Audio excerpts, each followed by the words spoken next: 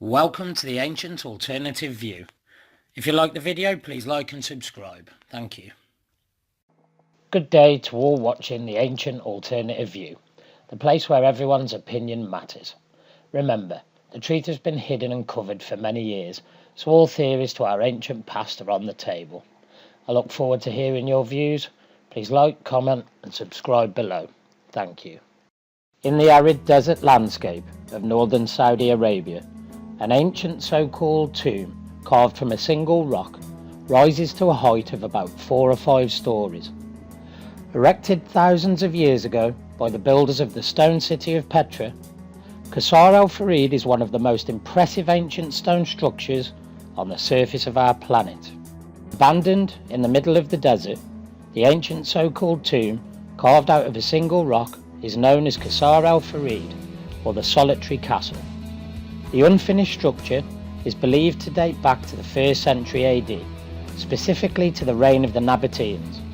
Located near the pre-Islamic site of Meden Salah, also known as Hegra, some 1400 kilometers north of the capital, Riyadh, Qsar Al-Farid is one of the 131 monumental so-called tombs that were carved centuries ago in the area.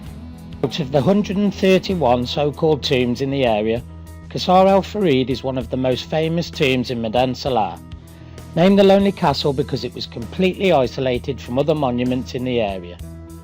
While researchers know that this was never finished, we still have no real idea for who this magnificent structure was actually built.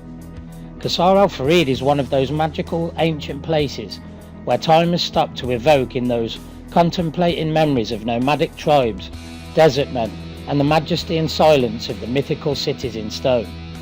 The Lonely Castle is considered as the most emblematic symbol of Meden Salah. Its impressive facade, trimmed by a solitary sandstone outcrop, allows anyone to witness how the Nabateans may have made their buildings from top to bottom. Although the tomb was never actually finished, or so called, it has remained in very good conditions thanks to the arid climate. The Solitary Castle, as well as surrounding monuments, have enjoyed renewed fame after UNESCO proclaimed Meden Salah a World Heritage Site in 2008, becoming the first World Heritage Site of Saudi Arabia. Qsar Al-Farid, a stone so-called tomb located on an arid plain in northern Saudi Arabia and close to the centre of the ancient Nabatean pre-Islamic city of Hegra, now Meden Salah, some 1400 kilometers from Riyadh, is filled with incredible stories, backed by the incredible yet mysterious history of the ancient Nabateans. The Nabateans were a nomadic people who achieved prosperity in the period between the 1st and 2nd centuries BC.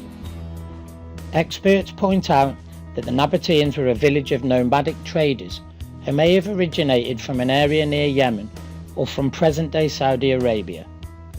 Jane Taylor points out in her book Petra and the Lost Kingdom of the Nabateans that the Nabateans were one of several nomadic tribes that roamed the Arabian desert, moving with their herds to wherever they could find pasture and water.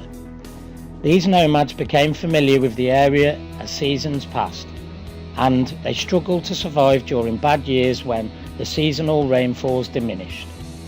2,500 years ago, the Nabateans started building incredible cities, among them a magnificent city of Petra in Jordan, and developed agricultural activities, politics, art, engineering and astronomy. Qsar Al-Farid means the Lonely Castle, so called because it stands completely isolated from others. But despite its fanciful name, Qsar Al-Farid is only a tomb. I find that phenomenal. It's far from only anything. It's absolutely beautiful. It was carved out of a single rock sometime in the 1st century AD. Just remember that. But its facade was never finished, which makes the tomb an interesting study. The heavily chiselled surface of the lower third documents how these tombs were fashioned from the top down. Qsar Al-Farid is just one of the 90-odd such monumental tombs carved here during the heyday of the Nabateans. The Nabateans were from the 3rd century BC up to the 1st century AD. So if this was carved in their heyday, surely they would have finished it off, would they, or would they not? Now, if we look closely at it, you can see the heavily chiselled lower third.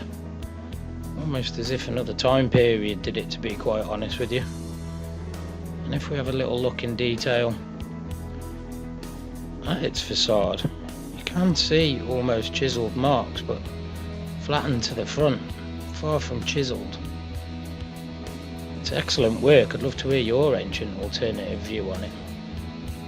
Inside as well, processing marks, you can see the scale of it. This gentleman down here there.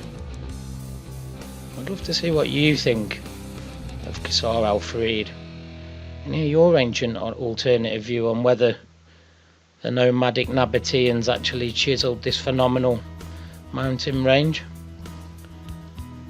Now, before we go, I'd like to show you this. This is also on the range around Qsar Al-Farid. Now, is this the ancients having a bit of a joke with us?